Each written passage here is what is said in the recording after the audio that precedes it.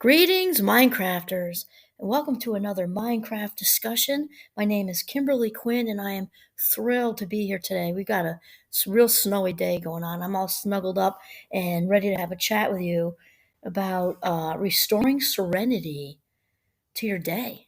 Really about restoring serenity to your day. And I think most people have heard the Serenity Prayer. And it's also secular. You know, it isn't, it doesn't apply to any one particular faith anymore. Though it started from a man's name, Reinhold Niebuhr. Hope I'm pronouncing it correctly. And I think he's a Protestant theologian, I believe. So it's definitely Christian prayer, but though it's been now used and expanded to be in the 12-step programs. And that's where I remember it from, is hanging around Alcoholics Anonymous when I was about 12 with a parent in recovery. And even it made sense to me then in my, young head.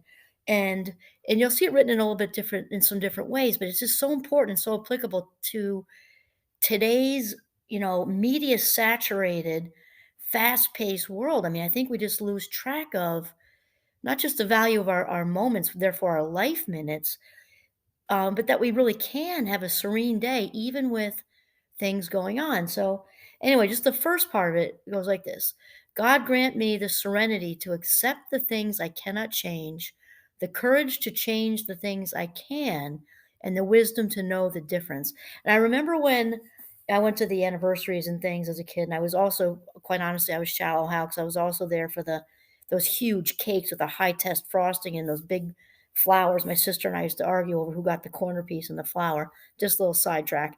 Anyway, that's the only part that they said when I was there. And then I actually looked it up before doing this podcast, and it's longer. I'm not going to go through the whole thing. The next few little phrases though are so important. So after the wisdom to know the difference, it says living one day at a time. Oh my gosh, living one day at a time. And I don't remember who said this to me when I was a kid. And it was all around that area of the 12-step programs. And somebody said to me, because they were just, oh my God, such old souls floating around in that meeting, that most of us, we can handle what happens in one day. Not saying it's easy.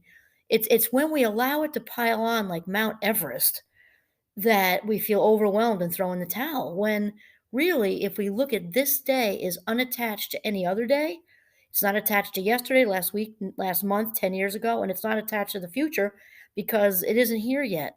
And that is just the wisdom of that. Just that one phrase all alone brings serenity to me. And then the next, after that, it says living one day at a time. Then it says enjoying one moment at a time.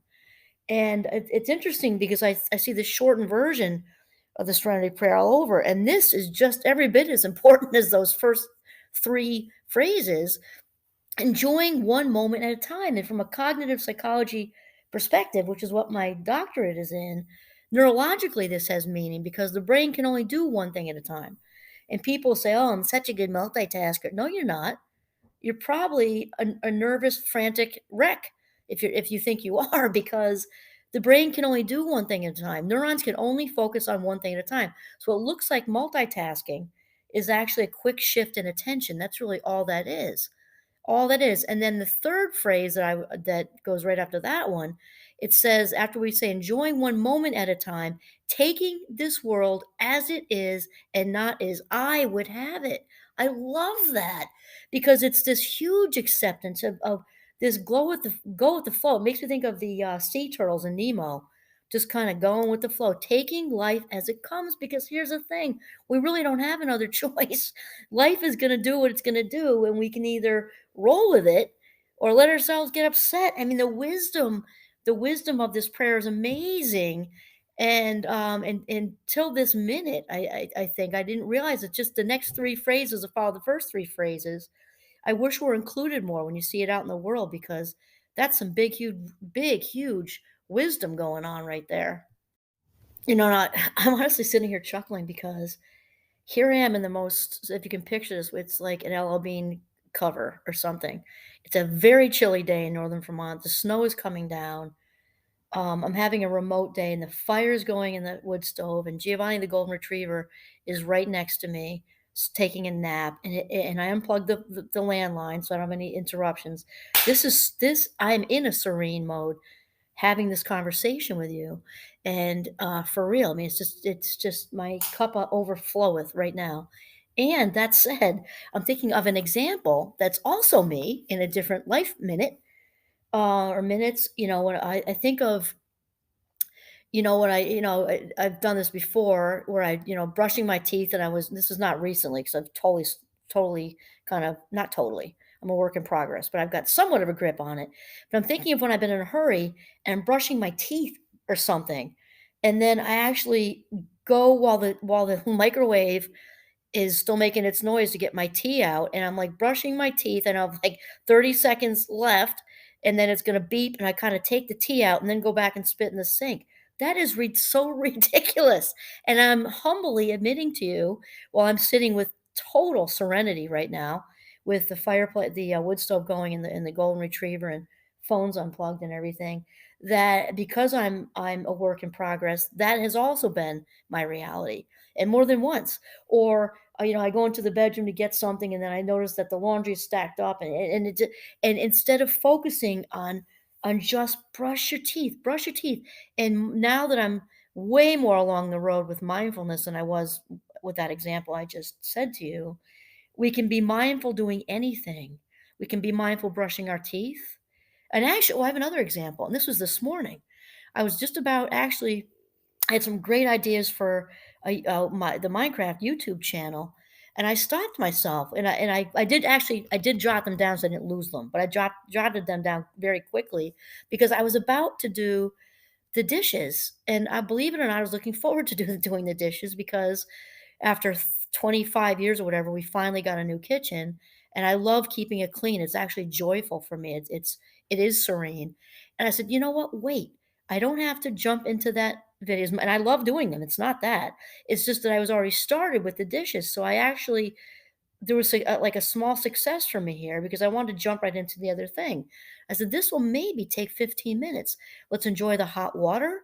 Let's just get the dishes out of the sink and put them all away. Then there's closure. The counters are clean. And then you can go move on and do what you are passionate about, which is passionate, one of many things, teaching, all things well being, and doing the YouTubes and these podcasts. And it worked and it was great. And that was a small success that I had this morning. So I thought I would share that with you. And I actually mindfully did the dishes. I literally enjoyed the hot water, especially since our house is so cold. I enjoyed the closure of putting them away. Yeah, it was a success. So here's the thing, right? So the lastly is to, since we've debunked the whole multitasking thing, since we know it doesn't exist, we therefore don't have to set the bar there, right? To be these great multitaskers, since it doesn't exist. We can only from a neurological perspective, neuropsychological perspective, do one task at a time. That's just how it is. And so once we accept that, we are off and running. And remember that this day is not attached to any other day, not yesterday, not tomorrow, not 10 years ago, not 10 years from now, right? And to live in this moment exactly as it is, to really live the serenity prayer, literally to accept the uncontrollables, right?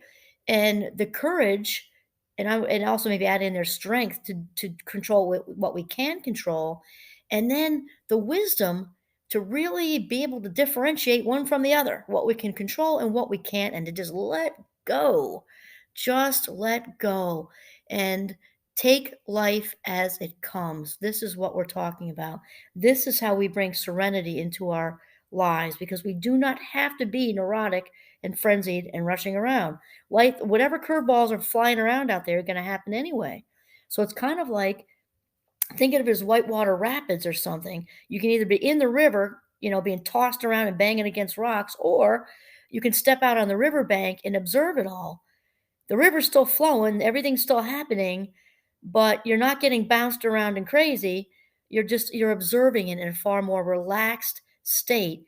And by stepping out of that current, we're also stepping out of fear-based thinking too. We don't need to be fear-based. We just don't. Those are just There is really no fear. Only people thinking fearful thoughts. Same thing with stress. There is no stress either. Just people thinking stressful thoughts. So there you have it. How to bring serenity into your day, each and every day of your valuable life minutes. Just to slow it down, one task at a time. Step out of the river. And the other thing is that you surprisingly, when people sort of become masters at this, not even just anywhere along the way, it's going to be improvement, right? Is that ironically, you'll find yourself getting much more done and it with less effort. That's the irony in it. Okay. So there you have it. Serenity, bring it back into your day. This is Kimberly Quinn signing off from Northern Vermont. Have a mindful, very serene day.